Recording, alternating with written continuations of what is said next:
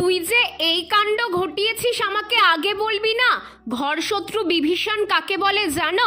আমার বোনই আমার ঘরের শত্রু। তোমরা তো রেইন লিলি লাগাও বলে বলে কমেন্ট বক্স ভরিয়ে দিচ্ছ। আমিও ভাবছি বর্ষাকালে রেইন লিলি নেই, ছাদ বাগানটা কেমন ফাঁকা ফাঁকা লাগছে।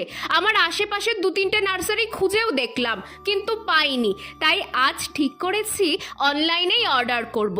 অর্ডারই করছিলাম এমন সময় মহারানী এসে বলে, কি করছো মুমু?